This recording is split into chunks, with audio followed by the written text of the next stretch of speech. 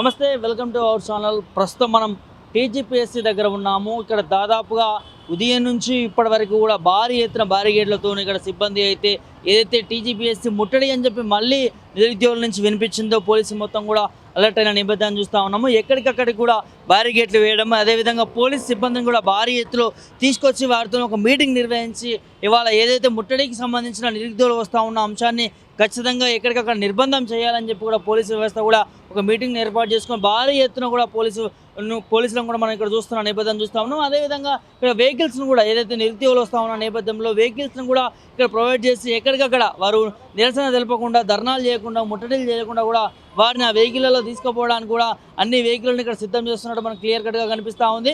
అదేవిధంగా నిన్న రాత్రి నుంచి వాళ్ళ మార్నింగ్ కూడా ఒక చిన్న సర్క్యులేట్ అయితే జరుగుతూ ఉంది సోషల్ మీడియాలో. ఖచ్చితంగా శాంతియుత ముట్టడి ఏదైతే టీఎస్పీఎస్ని ముట్టడించాలని చెప్పి కూడా నిరుద్యోగులు అందరూ కూడా ఏకమైన పరిస్థితి చూస్తూ ఉన్నాం. మళ్ళీ గతంలో కూడా ఒకసారి కూడా 1-2 సార్లు కూడా ముట్టడించడం జరిగింది. మళ్ళీ ఇప్పుడు కూడా ముట్టడి ఉంటుందనే సమాచారం పోలీసులకు రావడుతున్నాయి. ఎక్కడికక్కడ నిర్బంధాన్ని ఇక్కడ భారీ గేట్లు పెట్టిన నేపథ్యం అయితే చూస్తూ ఉన్నాము. గతంలో కూడా ఈ ముట్టడికి సంబంధించి కూడా భారీ ఎత్తున నిరుద్యోగులు కావచ్చు, లేకపోతే విద్యార్థి సంఘాలు కావచ్చు, విద్యార్థి నాయకులు కావచ్చు, వాళ్ళందరూ కూడా ఏదైతే ముట్టడికి సంబంధించిన ఒక అంశాన్ని తీసుకొని ప్రభుత్వం దిగి వచ్చే వరకు కూడా ముట్టడి జరిగిందని చెప్పి కూడా చెప్పుకోవచ్చు. మరి ఇప్పుడు కూడా ఏదైతే నిరుద్యోగుల నేపథ్యంలో ఈ ముట్టడి కూడా ఉండబోతా ఉంది. ఎందుకు అంటే ప్రభుత్వం అధికారంలోకి రావడానికి కేవలం మా నిరుద్యోగులే, అలాంటి నిరుద్యోగులకి ప్రభుత్వం ఇలా అన్యాయం చేస్తూ ఉంది. ఏదైతే గ్రూప్కి సంబంధించి కావచ్చు, డిఎస్సికి సంబంధించి కావచ్చు, లేకపోతే 2 లక్షల ఉద్యోగాలు కావచ్చు, అదేవిధంగా జాబ్ క్యాలెండర్ కావచ్చు, అదేవిధంగా 4000 నిరుద్యోగ వృత్తి కావచ్చు, ఇలాంటి అనేక అంశాలు ఇలా నిరుద్యోగులకు ఇచ్చింది. మరి అలా ఏ అంశం కూడా ఇలా నిరుద్యోగులకు నెరవేర్చకుండా ప్రభుత్వం మొండి వేగరిస్తూ ఉందని చెప్పి కూడా మొన్న 1-2 నెలల నుంచి కూడా తెలంగాణలో నిరుద్యోగులు అందరూ కూడా ధర్నాలు చేస్తూ ఉన్న నేపథ్యం చూస్తూ ఉన్నాం, దీక్షలు చేస్తూ ఉన్న నేపథ్యం చూస్తూ ఉన్నాం. మరి దీక్షలు చేసే వారికి మన ముఖ్యమంత్రి రేవంత్ రెడ్డి గారు వాళ్ళు అసలు నిరుద్యోగులే కాదు, వాళ్ళు అసలు ఎగ్జామ్సే రాయట్లేరు, వాళ్ళకి ఏం సంబంధం ఉందని చెప్పి కూడా కొంత ఎద్దేవా చేసిన మాటలు కూడా మనం విన్నాము.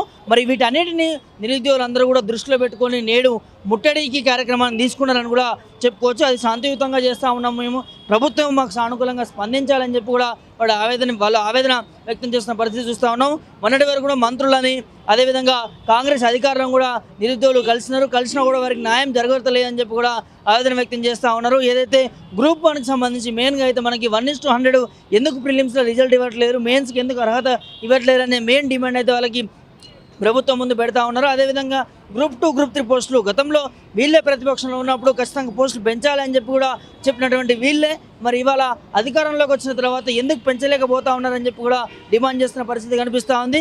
అదేవిధంగా ఇవాళ డిఎస్సి ఎగ్జామ్ కూడా జరగబోతూ ఉంది. డిఎస్సి వాళ్ళు కూడా దాదాపుగా 1-2 నెలల నుంచి కూడా ప్రభుత్వం పైన ఒక ఒత్తిడి తీసుకొచ్చారు. ఖచ్చితంగా పోస్ట్పోన్ చేయాలి.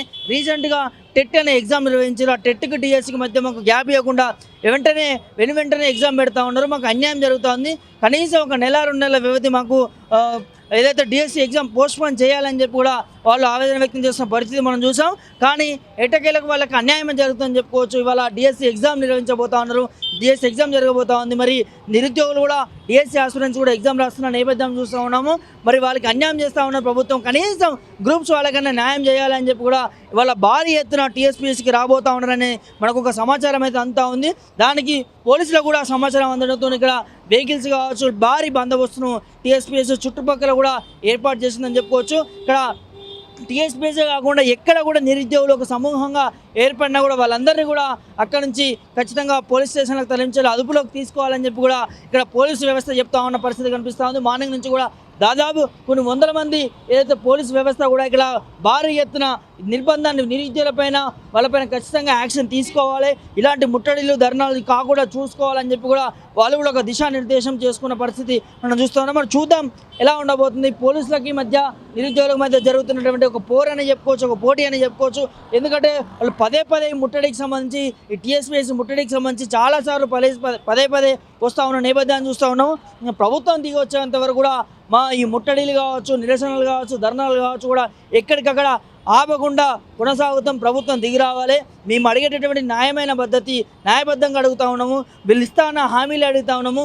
మేమేం గొంతమ్మ కోరికలు కోరుకోవట్లే అని చెప్పి కూడా నిరుద్యోగులు ఆవేదన వ్యక్తం చేస్తున్న పరిస్థితి కనిపిస్తూ ఉంది. మరి చూద్దాం ఏం జరగబోతోంది టీఎస్పీఎస్సీ దగ్గర. మరి పోలీసు వ్యవస్థ కూడా భారీ ఎత్తున ఇక్కడ ఏదైతే గేట్లు ఏర్పాటు చేయడము, నిరుద్యోగులను రాకుండా ముట్టడిలు కాకుండా ఎక్కడికక్కడ నిరుద్యోగులను అరెస్ట్ చేసే దిశగా పోలీసు వ్యవస్థ చర్యలు తీసుకుంటుందని చెప్పి కూడా మనకు అందుతున్న సమాచారం చూస్తూ ఉన్నాము. రైట్, ఇది టీఎస్పీఎస్సీకి సంబంధించిన ప్రస్తుత సమాచారం. కెమెరా పర్సన్ ప్రవీణ్తో ప్రభాకర్, టీఎస్పీఎస్సీ నుంచి.